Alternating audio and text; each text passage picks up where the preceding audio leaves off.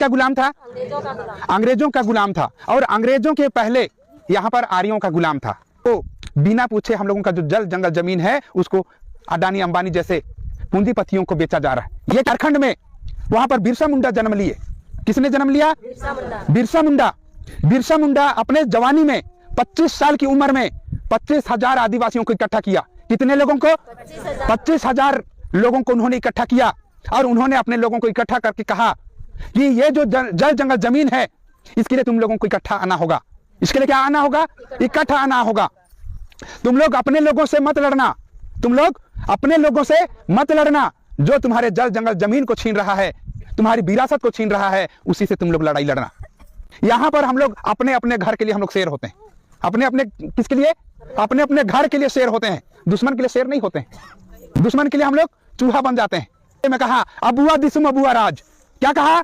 अबुआ दिसुम अबुआ राज। मेरे देश में मेरा राज होगा, मेरे जमीन पर मेरा राज होगा। ये मुंडा भाषा है, अबुआ दिसुम अबुआ राज।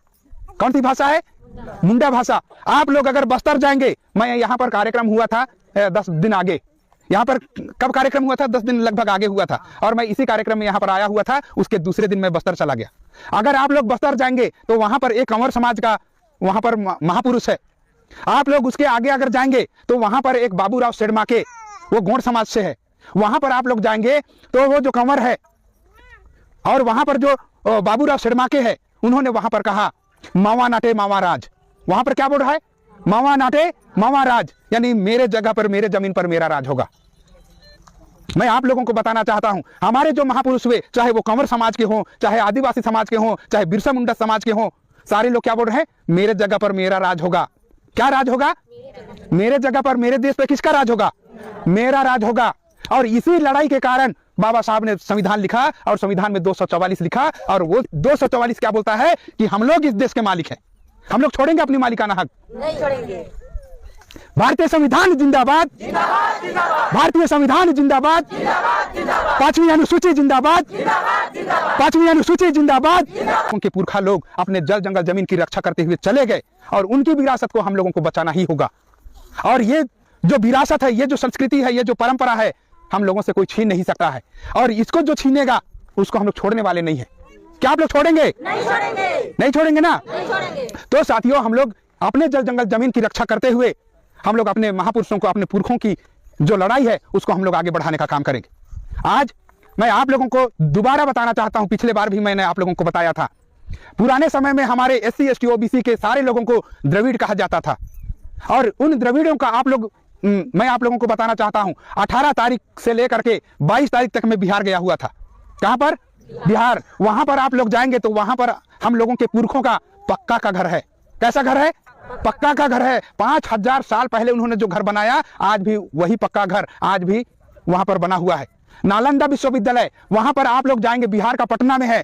अगर वहां पर जाएंगे तो हम लोगों का यूनिवर्सिटी था, विश्वविद्यालय था। पूरे देश, यानी हमारे भारत को छोड़ करके बाहर के लोग हमारे देश में आकर के हम लोगों से सीखते थे। किनसे सीखते थे? हमसे सीखते थे। हम लोगों से सीखते थे। लेकिन आज हम लोग कहां से कहां आ गए।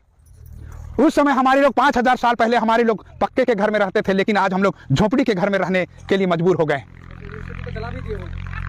आप लोगों को ये जान करके ये हैरानी होगी कि हम लोगों का जो पुरखा लोगों का घर है वो पक्का का घर है। हम लोगों का जो विद्यालय है वो पक्का का विद्यालय है। लेकिन आज जो लोग पक्के के मकान में रहते थे, जिनकी संस्कृति, जिनकी परंपरा, जिनके रीति रिवाज पूरे विश्व में सबसे समृद्ध थे, वे लोग आज गरीबी की हालत में यहां से वहां भटक रहे हैं। जो 5वीं अनुसूची है, ये 5वीं अनुसूची हम लोगों को मालिकाना अधिकार देता है। दूसरा चीज, हमारे ही देश में समता जजमेंट बना। यह समता जजमेंट ये कहता है कि जहां पर आदिवासी लोग रहता है, उस जल जंगल जमीन को कोई भी अडानी अंबानी जैसे जो पूंजीपति है उनके लिए कभी भी नहीं दिया जा सकता। अगर आप लोग पेशा अधिनियम को पढ़ेंगे तो उस पेशा अधिनियम में लिखा हुआ है कि जहां पर हम लोग रहते हैं वहां पर हम लोगों से हमारे जल जंगल जमीन को छीना नहीं जा सकता है। अगर कोई हम लोगों से लेता है तो ये असंवैधानिक है। पेशा कानून भी हम लोगों के समर्थन में है, समता जजमेंट भी हमारे समर्थन में है। दूसरा बात, हमारे रूप नारायण एक्का साहब ने हम लोगों को बताया वेदांता जजमेंट। वेदांता जजमेंट में एक क्या हुआ कि एक जो अग्रवाल थे, एक जो बनिया थे, वो क्या किया, फर्जी ग्राम पंचायत बना करके उन्होंने जमा किया। और जमा करने के बाद में शासन के द्वारा वो जो जमीन है उसको अग्रवाल के लिए दे दिया गया। किसके लिए? अग्रवाल के लिए दे दिए। तो यहाँ पर सारे SC ST OBC के लोग ऐसे ही एक मीटिंग बैठे। मीटिंग बैठने के बाद में उन्होंने प्रस्ताव पारित किया और उन्होंने सुप्रीम कोर्ट को चैलेंज किया कि हम लोगों के पक्ष में आप लोगों को न्याय देना ही होगा। तो वहां पर जो डिसीजन आया, जो व्यवस्था आई, तो वो हमारे पक्ष में आई और उस अग्रवाल को हम लोगों का जमीन को छोड़ना पड़ा और वहां पर 5000 एकड़ जमीन को उस अग्रवाल को छोड़ना पड़ा। कितने हजार एकड़? 5000 एकड़। और यहाँ पर टांगर गांव में लगभग 7000 एकड़ को पूंजीपति के लिए दिया जा रहा है। कितने हजार? 7000 एकड़ को। ये छोटा मोटा बात नहीं है। तो साथियों, आज यहाँ पर हम लोग सारे लोग जमा होकर के हम लोग संवैधानिक अधिकारों को उपयोग और प्रयोग करते हुए हम लोग आगे बढ़ेंगे। तो साथियों, ये जो जजमेंट है, ये जो संविधान है, ये छोटा मोटा संविधान नहीं है।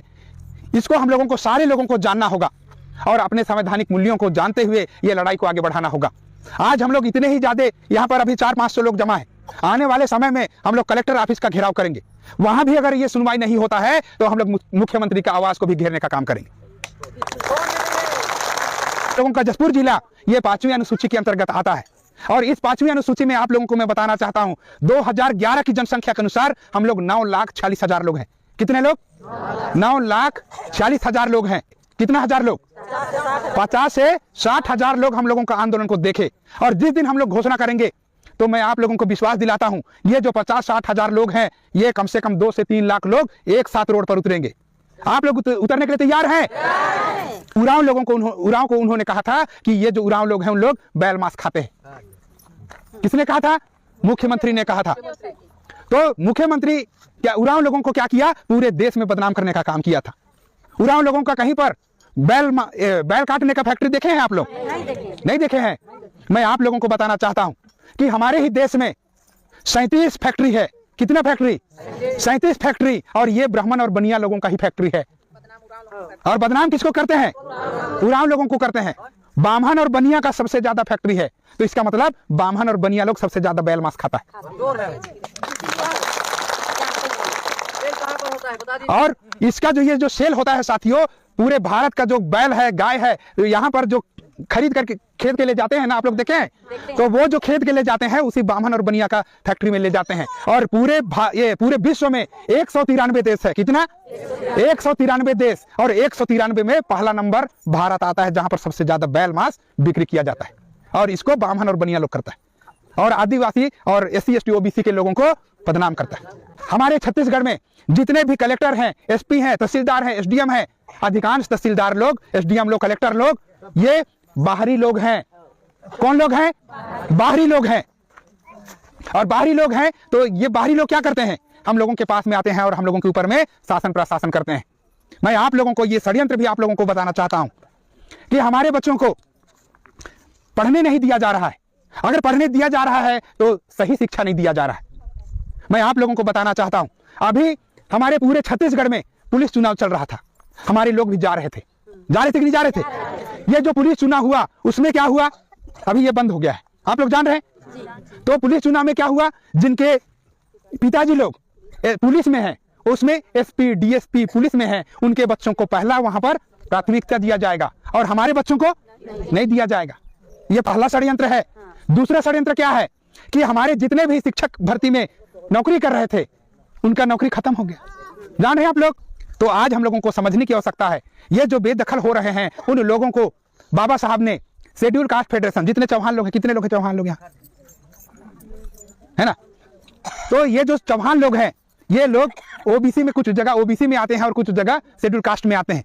तो वहां पर बाबा साहब ऐसे ही लोगों को प्रबोधन कर रहे थे। उस समय बाबा साहब बोले केवल शेड्यूल कास्ट के लोग अगर इकट्ठा आते हैं तो लड़ाई को नहीं लड़ सकते हैं, केवल आदिवासी लोग अगर इकट्ठा आते हैं तो लड़ाई को नहीं लड़ सकते हैं। इसलिए आदिवासी को और शेड्यूल कास्ट को अपने भाइयों के पास में जाना होगा और उनसे संपर्क स्थापित करना होगा। अपने भाई कौन है? OBC के लोग, जो तेली लोग हैं, गुप्ता लोग हैं, यादव लोग हैं, महकुल लोग हैं, इन सभी के पास में जाना होगा और उनके साथ में क्या करना होगा? मिल के लड़ना होगा। SC ST OBC के लोगों को इकट्ठा आना होगा और इकट्ठा आकर के ही लड़ाई को जीता जा सकता है। तो आप सभी लोग SC ST OBC लोग और SC ST OBC से जो धर्म परिवर्तित लोग हैं, उनको भी इकट्ठा आना होगा, उनको भी साथ में आकर के ये लड़ाई को जीतना होगा। तो साथियों, आप सभी लोग SC ST OBC और माइनॉरिटी के लोग इकट्ठा आकर के अपने संवैधानिक अधिकार के लिए लड़ाई लड़ेंगे। मैं ऐसी आशा और उम्मीद करता हूं आप